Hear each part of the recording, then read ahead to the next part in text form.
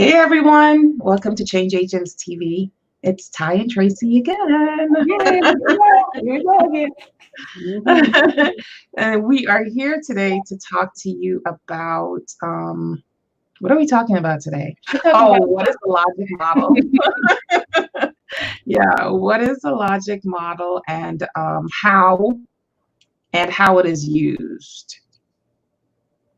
Or yeah, how it relates to programs. That's what we're talking about. So you may or may not have heard about the logic model in the past. If you are running a nonprofit organization and you say you have programs, then you should be very familiar with the logic model. And if you are not, then you probably don't have programs that are effective. Right? That's absolute truth, right? Normally what I see is people come like, Ty, I got this program, they're ready for grants, right? Like everybody and their mama and daddy. As soon as they get, approved for nonprofit, or as soon as they think, this is the best way to get money, they go, hey, I need a grant. And I go, okay, well, tell me about the program. And they go, they just start talking stuff, we had this event last year and these many people came and we're having these classes and they're, we start 15 kids a week in our classes. And I'm like, oh, but okay, can you tell me about your program? What happens? What does the intake process look like? What are you doing with them when they get there? What are you expecting as an outcome? So, and when they can't fill in those pieces, I know, what, we don't got a program here, and the pay is in the program. That's why you don't have it. That's why you're coming over here talking about you ain't got no money, because you don't have a program. What I like people to understand, just kind of going in, that grant writing, the time that you're looking for a grant, is not the time to be also trying to figure out what your program should be looking like, because you got enough stuff to figure out in the grant application, right? You got other stuff that you need to be focused on. So you should have these things in place, these models, at least, understand the direction of your model before you start thinking about writing a grant. A lot of times you guys get mad at grant writers. You're like, okay, I want a grant writer. And then you go, I can't afford a grant writer because they charge all this money. And then we look at what you have and you are missing large pieces of what is supposed to go in the puzzle, including the program piece. And you're expecting, a lot of times, a lot of people who really don't know, expecting the grant writer to get right there and write your program. Right in the middle of. And that is a complete and separate service altogether. And I think it goes back to what we talked about last week, where there's a difference between programs and activities. Activities are one thing and programs are something completely different. So if you guys missed that video, you can search either my timeline or Ty's timeline, or go to Change Agents TV on YouTube and you will see it there. But you need to understand and differentiate between your programs and what are activities. Programs are a one-off thing. It happens. You raise, it's usually surrounding fundraising, right? So you raise that money, but there's no actual change being had. You're just getting money to help you to run the organization. But even some of those activities are not in compliance and they don't live up to your mission. So you're just having activities just for having activities, not because the activities are mission centered.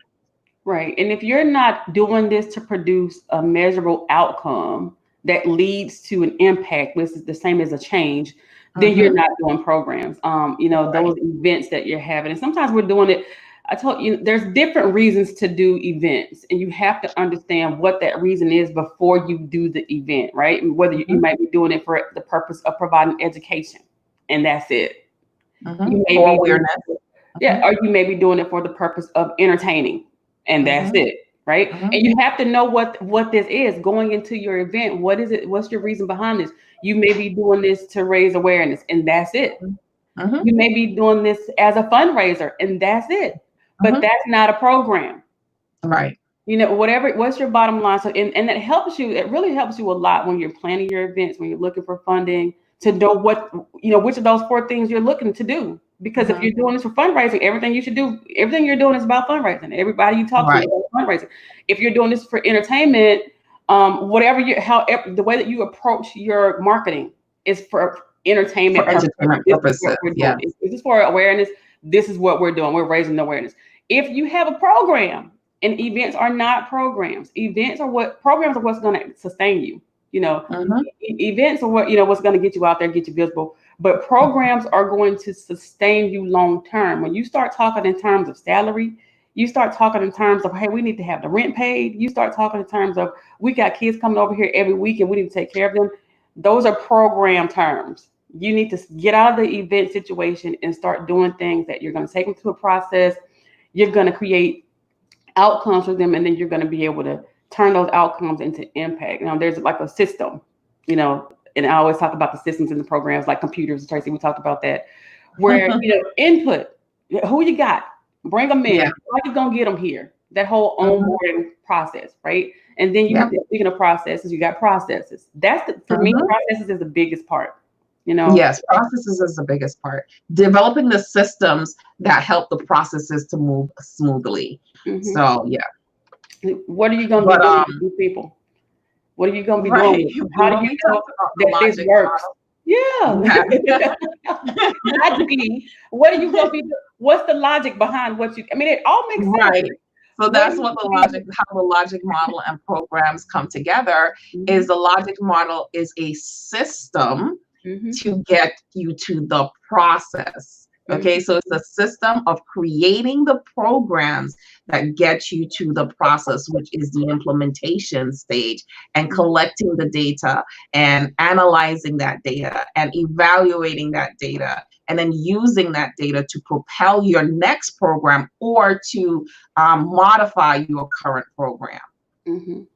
So again, the logic model is a system used to create programs. And if you use the logic model, because you don't only have to use the logic model for programs, you should be using the logic model. I use the logic model in my everyday life. So I use the logic model in my everyday life. I don't even know, like what. Exactly. So you can use the logic model for your fundraising activities. You can use it for your programs and services. You can use it for every aspect of the nonprofit organization. And if you master, and that's why this is calling building profitable programs, right? The logic model mastery. If you master the logic model, your nonprofit organization or your social enterprise will be unstoppable, because you will always be in compliance and you will always be participating in activities that are mission centered. Far too often, we find that nonprofit leaders, because they don't know the difference between programs and activities, they're participating in activities that have nothing to do with the mission. And like Ty said in the beginning, then they come to us and they want a grant written, and we're looking at it going, so where's the program? Well, I've done this and this. No, those are activities. So where's the program? Well, I've done this and this, but it's not a program. There are activities that you're doing within the nonprofit organization that can be masked as programs if you don't know what a true program is and what it entails. And if you master the logic model will keep you centered in making sure that everything that you do in your nonprofit organization is mission centered and will propel you forward to funding, because the funding is in the programs, right? So the funding is in the programs. And if you cannot measure how you made a difference, so this is how you know, like right off the bat, that you are doing the wrong thing. If you cannot measure how you made a difference, then you know, okay, that must have been an event. That must have been a difference. And I always talk about the backpack rallies, and we're in the summertime, but we're in COVID, so I don't know how that. Well, we can even bring it back to even what's going on right now, Ty. We can bring it on to what's going on currently. When you're talking about measurement, can they measure the effectiveness or the ineffectiveness of their actions? Absolutely. Okay, they had a whole systematic program going on to oppress Black people. It is measurable in the amount of deaths that we have. So, I mean, that's what I'm saying. When you really master the logic model and you understand the framework and how one thing attaches to the other, you can literally use it in every aspect of your life. And you can see over time, how what's happened, over time, just even, with this era that we're in right now, dealing with this, social injustices, and you can kind of look back and you can key point different pieces, of things that happen. And this is just kind of like how the program is. There are different occurrences, different measurable moments that you can look at and you go, oh, this happened here. That's why they have in history, you'll see these little timeline things and you'll go, okay, this was this war and that was this and this was the civil rights era and that was that. And you see how it's documented, right? You can follow. It's logical. It's chronological and it's logical. Follow that timeline and you can see what happened during these times. Some historian somewhere was keeping up with these records and you know exactly what happened. You know how many people did this and how, around about how, what this, what was going on in this part of the country when there was social unrest about this. And you can kind of put that together. And because you can put that together, if you were looking at this in a broad sense of programs, you can develop solutions, or at least try to develop solutions to address different things that are happening with the population at certain times. This is why evaluations are so important. The logic model is so important because once you get to that processes, and that's that whole timeline we're talking about, that's the processes, right? When you get to those processes and you look at that and you go, okay, so what can I do right here to evaluate, to assess the situation and find a solution to that? Because programs are a solution to the problem. They're not just putting the problem out here. And, sometimes we do that too. If this is the problem, okay, and we talk about the problem, okay, how we're going to address this problem, even right now in these times that we're in, what are some solutions to this problem? There's a lot of right now social injustice type grants out there. I think I got a couple in my inbox this morning to address this problem that we're having right now.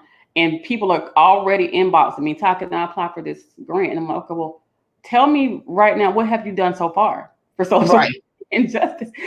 What is your program right now to address social? And you don't have anything. You've never done this before, and you don't advocate. And again, that's about mission, staying mission centered. And your mission can change over time, but you can't change your mission to qualify for a grant. It just doesn't work because you don't have any programs in place to support that mission, to support that grant. And yes, there are nonprofit organizations that create programs because they see the funding in a particular grant. But if you've never created other programs before, successfully implemented them, and have been able to follow up with the clients who came through that program, then you're not able to do that. You're not able to just shift and pivot and create a new program to support a grant that you think you want to get or you think you qualify for. It just does not work that way. There's a lot of steps that go into creating a program. There's a lot of steps that go into carrying out the program and making sure that you have the correct data to validate that this program actually works. Have you gone through a beta testing stage? Some programs you have to beta test them before you truly roll them out. There's just a lot of different steps, a lot of components that you have to go through. And that's one of the things that we're going to be doing in this program for you, is that we're literally holding your hand and taking you step by step to the program. If you had to work with either of us one-on-one, what you will invest in this program would be about 3 times the amount for us to create a program for you. So, it may seem like a lot, but it's a minuscule amount in comparison if each one of us had to individually create your program and teach you how to run the program. Yes, I think that this mastery is just on the money, especially for right now. In these times, and I always want to talk about the bonus, but I'm not going to say anything today. But we are in some, just really that bonus, every day it gets more and more real that, hey, we chose the right bonus because we did. We really need to get this together, get this bonus out here, get this mastery out here. Right now, we got organizations who are just kind of drowning, because first of all, because of COVID. And then now you have, rioting, you have those kind of things going on. It's a whole lot of stuff going on right now. And a lot of your missions at the core, could possibly address a lot of things, but you really have to get back to understanding the core of your mission. I like to, when I'm dealing with logic models, I like to look for sub programs and services. Yes. And where some people kind of forget, oh, we're doing this, but what can you develop out of this to still help you to fulfill your mission and to create this particular outcome? And I like to look at, when I'm doing the logic model, not only the sub programs, but the other organizations that I can pull in to help you support some of those sub programs, or sub those programs out to another organization, because you may not have capacity or want to build to that capacity at that particular point in time. So yeah, there's just a lot to it, and we're excited. It's a lot, because now I want to add on to what you said, and I'm not going to, because we'll talk forever, right? But you definitely want to look out. There's a part of, you know, the model, if you're working with us, there's background research that you have to do, and a lot of people jump into stuff like, I want to have a program for this, and I'm going to do this, and then you miss all. You don't know other people in your area doing it, what kind of gaps you're filling, what your case for support looks like. You're just kind of walking out programs, and then you get in the middle, and you're like, I can't find no money, nobody wants to support me. So in our mastery, we dig into all of that stuff. Yes. All the stuff that you probably missed, and a lot of times you'll find that you're getting funds from here and there. You're not getting sustainable funds. You're just kind of, going through the motions and trying to figure it out. You're getting pockets of money. That's what I like to call it. Pockets of money. Money may drop into your account every now and again, but it's not sustainable, because you never know when you're gonna get the next check. And if that's you, just raise your hand like this. We don't see you. We can't see you. Y'all see us. But that's not the way to. That's not the way to build this. And we want to reiterate again, not to cut you off, Ty, but I want to reiterate again that programs are not curriculums, guys. It's not curriculums. Curriculums is a component of some programs, but programs do not equal curriculums. So if you have a curriculum, you don't have a program. And you're right. I mean, and I know we got to cut this, but there's so many things in the mastery, even, realizing whether or not the program you're implementing is evidence-based or evidence-influenced, what that looks like, which way is the best way to go for your particular program. If you don't even know what those things mean, you definitely need to get up into the mastery, because those things are very, very important. And how funders are going to see you, how your organization moves forward, and how are you going to budget for the program? Budget, what staff you need for the program.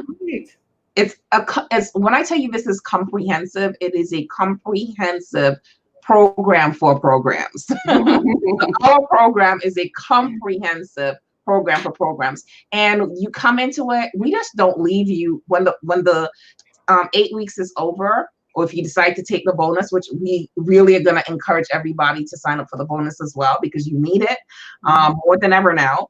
We're not just going to drop you, because we have to model what we're talking about, right? So we have to support you through the program development. So create the program. You're gonna create the program within the class. So we're gonna be looking at each and every one of your programs and giving you real life feedback as to what you're doing right, what you need to change, how you can make it better, and then we're gonna support you through the process for another 6 months. Like, this is invaluable. I mean, what else do you need? Come on. I don't have anything else to add without giving out more information than I want to right now. So you want to invest in what you need, Right. And the link is right here on the page. You go to tvacon.com/logic model mastery, and you will be able to sign up. The link, Ty, I need that form. I